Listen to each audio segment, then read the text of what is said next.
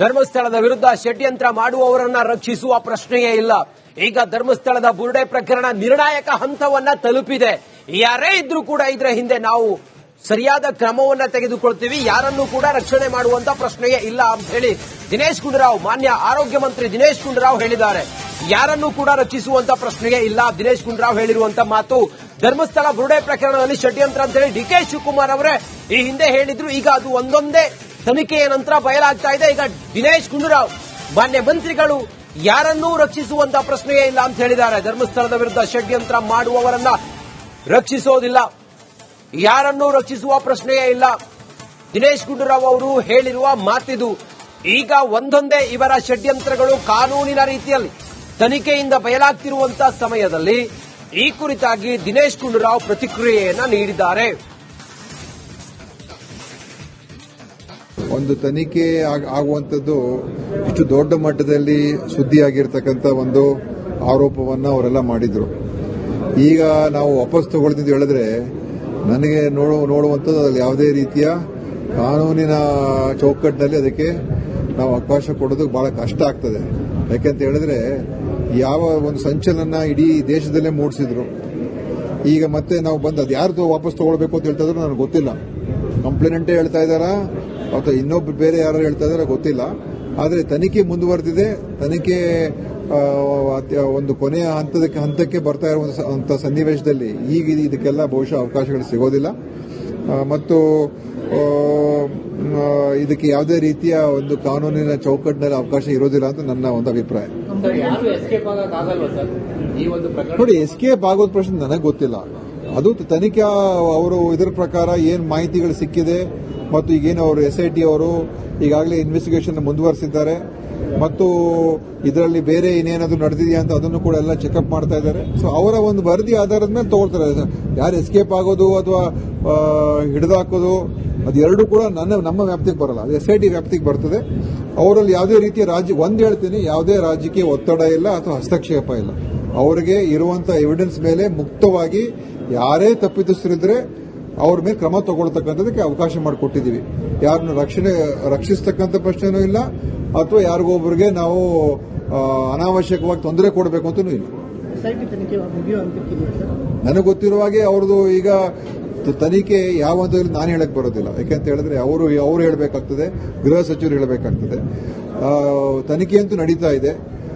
ಆದರೆ ಕೆಲವು ಅಂಶಗಳು ನಾವು ನೋಡಿದಾಗ ಅದು ಅಷ್ಟು ಸುಲಭವಾಗಿ ಅಷ್ಟು ಬೇಗ ಅದನ್ನ ತೀರ್ಮಾನ ಮಾಡಕ್ಕೆ ಸಾಧ್ಯ ಇಲ್ಲ ಅಂತ ಕೂಡ ನನಗೆ ಅನಿಸುತ್ತೆ. ಇನ್ನೂ ತನಿಖೆ ಮಾಡತಕ್ಕಂಥ ಸಮಯ ಅವಕಾಶ ಬೇಕಾಗಬಹುದು ಅವರಿಗೆ. ಆದರೆ ಅದೇನೇ ಇದ್ರೂ ಕೂಡ ಗೃಹ ಸಚಿವರು ತೀರ್ಮಾನ ಮಾಡ್ತಾರೆ.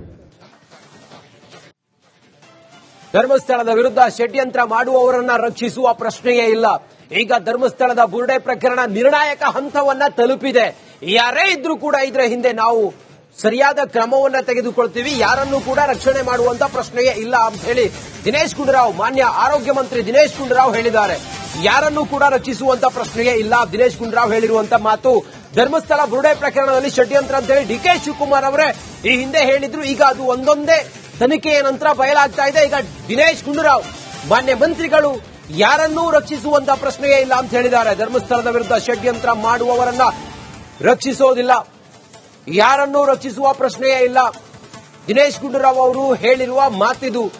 ಈಗ ಒಂದೊಂದೇ ಇವರ ಷಡ್ಯಂತ್ರಗಳು ಕಾನೂನಿನ ರೀತಿಯಲ್ಲಿ ತನಿಖೆಯಿಂದ ಬಯಲಾಗ್ತಿರುವಂತಹ ಸಮಯದಲ್ಲಿ ಈ ಕುರಿತಾಗಿ ದಿನೇಶ್ ಗುಂಡೂರಾವ್ ಪ್ರತಿಕ್ರಿಯೆಯನ್ನ ನೀಡಿದ್ದಾರೆ. ಒಂದು ತನಿಖೆ ಆಗುವಂಥದ್ದು ಇಷ್ಟು ದೊಡ್ಡ ಮಟ್ಟದಲ್ಲಿ ಸುದ್ದಿಯಾಗಿರ್ತಕ್ಕಂಥ ಒಂದು ಆರೋಪವನ್ನು ಅವರೆಲ್ಲ ಮಾಡಿದ್ರು. ಈಗ ನಾವು ವಾಪಸ್ ತಗೊಳ್ತಿದ್ದು ಹೇಳಿದ್ರೆ ನನಗೆ ನೋಡುವಂಥದ್ದು ಅದರಲ್ಲಿ ಯಾವುದೇ ರೀತಿಯ ಕಾನೂನಿನ ಚೌಕಟ್ಟಿನಲ್ಲಿ ಅದಕ್ಕೆ ನಾವು ಅವಕಾಶ ಕೊಡೋದು ಬಹಳ ಕಷ್ಟ ಆಗ್ತದೆ. ಯಾಕೆಂತ ಹೇಳಿದ್ರೆ ಯಾವ ಒಂದು ಸಂಚಲನ ಇಡೀ ದೇಶದಲ್ಲೇ ಮೂಡಿಸಿದ್ರು. ಈಗ ಮತ್ತೆ ನಾವು ಬಂದು ಅದು ಯಾರ್ದು ವಾಪಸ್ ತಗೊಳ್ಬೇಕು ಅಂತ ಹೇಳ್ತಾ ಇದ್ರು ನನಗೆ ಗೊತ್ತಿಲ್ಲ. ಕಂಪ್ಲೇಂಟೇ ಹೇಳ್ತಾ ಇದ್ದಾರಾ ಅಥವಾ ಇನ್ನೊಬ್ರು ಬೇರೆ ಯಾರು ಹೇಳ್ತಾ ಇದಾರ ಗೊತ್ತಿಲ್ಲ. ಆದರೆ ತನಿಖೆ ಮುಂದುವರೆದಿದೆ.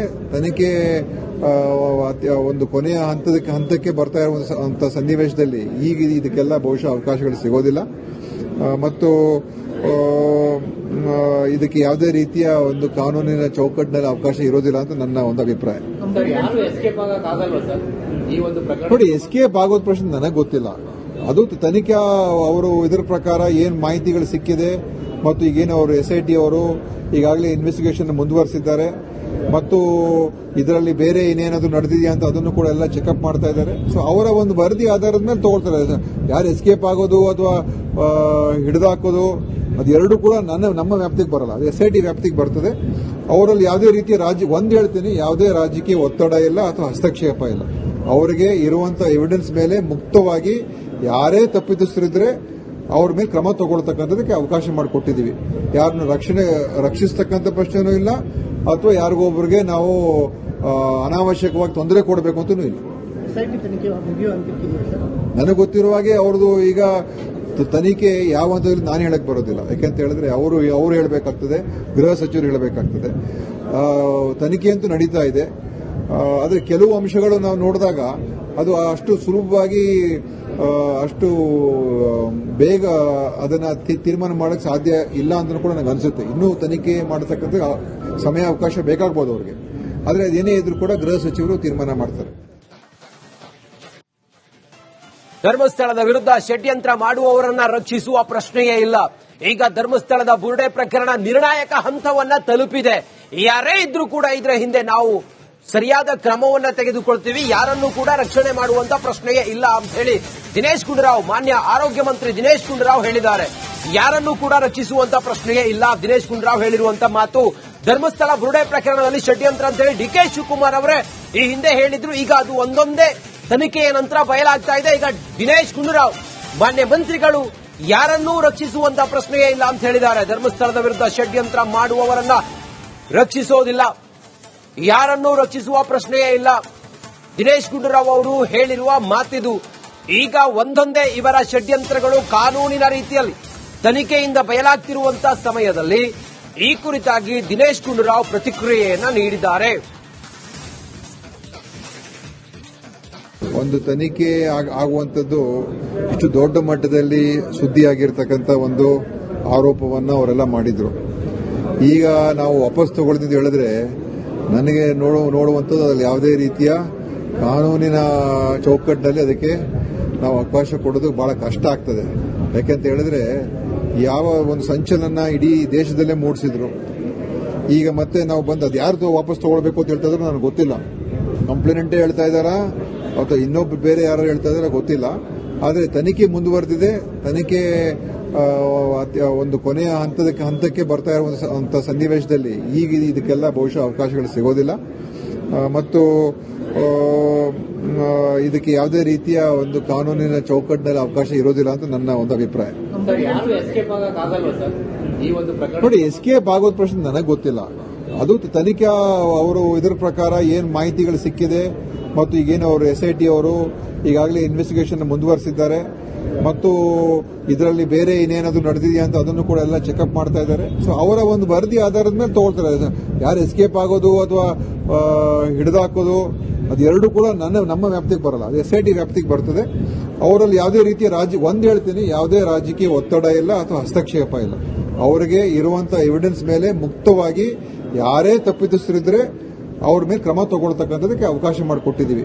ಯಾರನ್ನು ರಕ್ಷಿಸ್ತಕ್ಕಂಥ ಪ್ರಶ್ನೆನೂ ಇಲ್ಲ ಅಥವಾ ಯಾರಿಗೊಬ್ಬರಿಗೆ ನಾವು ಅನಾವಶ್ಯಕವಾಗಿ ತೊಂದರೆ ಕೊಡಬೇಕು ಅಂತಲೂ ಇಲ್ಲ. ನನಗೆ ಗೊತ್ತಿರುವ ಹಾಗೆ ಅವ್ರದ್ದು ಈಗ ತನಿಖೆ ಯಾವ ಹಂತದಲ್ಲಿ ನಾನು ಹೇಳಕ್ ಬರೋದಿಲ್ಲ. ಯಾಕೆಂತ ಹೇಳಿದ್ರೆ ಅವರು ಹೇಳಬೇಕಾಗ್ತದೆ, ಗೃಹ ಸಚಿವರು ಹೇಳಬೇಕಾಗ್ತದೆ. ತನಿಖೆ ಅಂತೂ ನಡೀತಾ ಇದೆ. ಆದರೆ ಕೆಲವು ಅಂಶಗಳು ನಾವು ನೋಡಿದಾಗ ಅದು ಅಷ್ಟು ಸುಲಭವಾಗಿ ಅಷ್ಟು ಬೇಗ ಅದನ್ನ ತೀರ್ಮಾನ ಮಾಡಕ್ಕೆ ಸಾಧ್ಯ ಇಲ್ಲ ಅಂತ ಕೂಡ ನನಗೆ ಅನ್ಸುತ್ತೆ. ಇನ್ನೂ ತನಿಖೆ ಮಾಡತಕ್ಕಂಥ ಸಮಯ ಅವಕಾಶ ಬೇಕಾಗಬಹುದು ಅವ್ರಿಗೆ. ಆದರೆ ಅದೇನೇ ಇದ್ರೂ ಕೂಡ ಗೃಹ ಸಚಿವರು ತೀರ್ಮಾನ ಮಾಡ್ತಾರೆ.